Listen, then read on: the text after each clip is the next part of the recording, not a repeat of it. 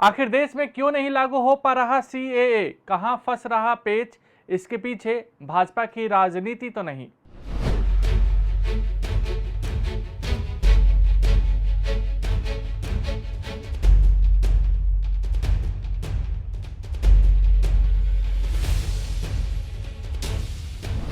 सियासी उठापटक है या चुनावी चाल?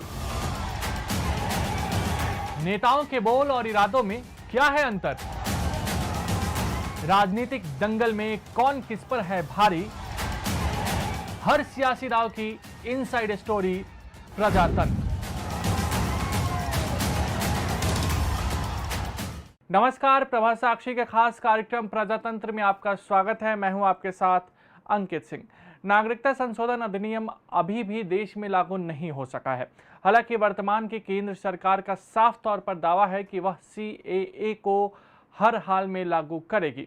पहले बताया जा रहा था कि इसे लागू करने में देरी की वजह कोरोना महामारी थी। हालांकि अभी भी इसे लागू होने का इंतजार है। इसको लेकर बार बार समय सीमा बढ़ाई जा चुकी है।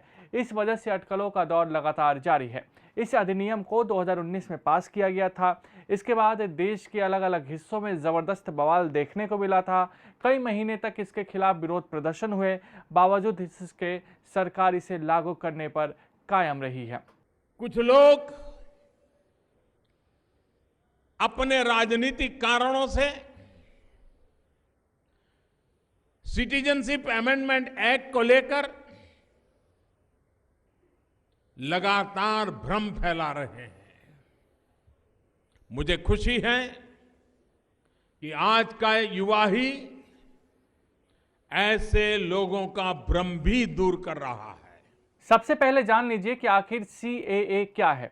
प्रधानमंत्री नरेंद्र मोदी के नेतृत्व में दोबारा 2019 में एनडीए की सरकार बनी। 11 दिसंबर 2019 को केंद्र सरकार की ओर से सीएए कानून को संसद में पास कराया गया। 12 दिसंबर को इसे राष्ट्रपति की मंजूरी मिल गई। तब गृह मंत्रालय ने अधिसूचना जारी करते हुए कहा था कि 10 जनवरी 2020 को इसे लागू कर दिया जाएगा। हालांकि अब तक ये लागू नहीं हो सका है। इस अधिनियम के तहत पाकिस्तान, अफगानिस्तान और बांग्लादेश से आने वाले हिंदू, सिख, पारसी, ईसाई, बौद्ध और जैन धर्म के लोगों को भारत की नागरिकता दी जाएगी। हालांकि 31 दिसंबर 2014 से पहले जो लोग बिना दस्तावेज के भारत आए हैं उन्हें ही इसका लाभ होगा। आखिर क्यों हुआ था विरोध? इस अधिनियम को लेकर साफ तौर पर कहा गया था कि यह मुसलमानों के खिलाफ है। विरोध करने वाले लोगों का दावा था कि यह कानून भारतीय संविधान के अनुच्छेद 14 का उल्लंघन है। अनुच्छेद 14 सभी को समान नागरिकता का गारंटी देता है। आलोचकों ने साफ तौर पर कहा था कि धर्मनिरपेक्ष देश में धर्म के आधार पर भेदभाव नहीं किया जा सकता है। आरोप लगाया जा रहा था कि यह कानून अवैध प्रवासियों को मुस्लिम और गैर मुस्लिम में विभाजित करता है। साथ ही साथ ये भी सवाल उठाए गए थे कि इसमें पाकिस्तान, बांग्लादेश और अफगानिस्तान के अलावा अन्य पड़ोसी देशों का जिक्र क्यों नहीं है। क्यों नहीं हो पा रहा है लागू? देश में कोई भी कानून लागू होने से पहले संसद में पास होता है। इसके बाद उसे राष्ट्रपति की मंजूरी मिलती है। सीएए के मामलों में ये दोनों हो चुका है। बावजूद इसके अब तक यह लागू नहीं हुआ है। इसके लागू नहीं होने की वजह से इस कानून के नियमों के तहत अभी भी किसी को नागरिकता नहीं दी जा सकी है। जिनके राहत के लिए यह कानून आया था वह अभी भी इसका इंतजार कर रहे हैं। पहले केंद्र ने इसके नियम बनाने के लिए 6 महीने का समय मांगा था, लेकिन अभी तक 7 बार मोदी सरकार इसकी समय सीमा बढ़ा चुकी है। यही कारण है कि इसके नियम अब तक नहीं बन पाए हैं और इसके लागू होने में देरी हो रही है। कहीं भाजपा की रणनीति तो नहीं। सीएए को लगातार एनआरसी से जोड़कर देखा गया। दावा किया जाता रहा कि सीएए के बाद अगर एनआरसी लागू होता है तो यह मुसलमानों के लिए स्थिति को खराब कर सकता है। सीएए कानून को विपक्ष के द्वारा एंटी मुस्लिम के तौर पर पेश किया गया। पश्चिम बंगाल और असम में 2021 में विधानसभा के चुनाव हुए थे। इस दौरान भाजपा ने बढ़ चढ़कर कहा था कि हर हाल में इसे लागू किया जाएगा। इसके पीछे भाजपा के ध्रुवीकरण की रणनीति भी रही थी। भाजपा हिंदुत्व की राजनीति करती है। पूर्वोत्तर और पश्चिम बंगाल में बांग्लादेश से भारी संख्या में अवैध मुस्लिम आकर रह रहे हैं। राजनीति में इनका असर भी होने लगा है। इन अवैध नागरिकों की वजह से स्थानीय लोगों, खास करके भारत के मूल निवासियों को परेशानी होती है। यही कारण है कि भाजपा ने सीएए को चुनाव में बढ़ चढ़कर मुद्दा बनाया।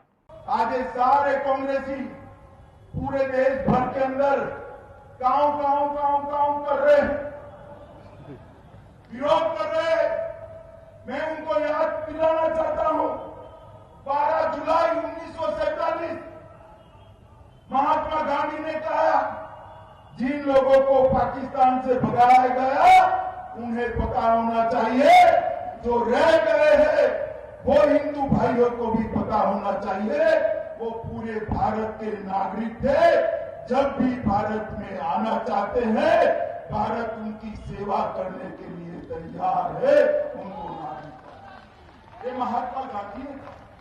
राहुल बाबा, आप महात्मा गांधी को भी नहीं सुनोगे? छोड़ दो, महात्मा को तो कब का आपने छोड़ दिया, गांधी जी को कब का छोड़ दिया।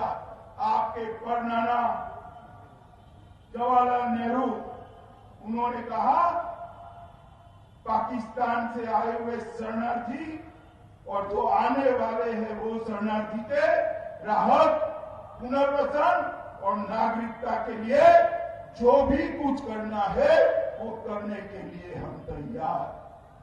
आपके परनाना का भी नहीं मानोगे? सरदार पटेल ने कहा, आचार्य कृपलानी ने कहा, राजा जी ने कहा, राजेंद्र बाबू ने कहा, सबने चीख चीख कर कहा था कि ये जो वहां से हिंदू प्रताड़ित होकर आ रहे हैं, सिख भाई प्रताड़ित होकर आ रहे हैं, भारत उनकी स्वाभाविक जन्मभूमि है, भारत में उनका स्वागत है। और आज कांग्रेस पार्टी ये कर रही है कि इनका विरोध करें। मित्रों, मैं आपको पूछना चाहता हूं, शिवराज जी ने बताया कि बच्ची ने कहा हमें गोली मार दीजिए, हम वहां पर हमारे धर्म को छोड़कर नहीं रह सकते। वो बच्ची को गोली मार दे क्या? मुझे बताओ जबलपुर वालों, इनको नागरिकता देनी चाहिए या नहीं देनी चाहिए? सुनाई नहीं पड़ता है, जोर से बोलो, देनी चाहिए या नहीं देनी चाहिए? मैं डंके की चोट पर आपके भरोसे पर कहता हूं, कांग्रेस वालों कान खोलकर सुन लो, जितना विरोध करना है वो करो। ये सारे लोगों को नागरिकता देकर ही हम दम लेंगे, हमें कोई नहीं। वर्तमान में देखें तो चुनाव नहीं है, सीएए पश्चिम और पूर्वोत्तर के कुछ राज्यों में ज्यादा प्रभाव डाल सकता है।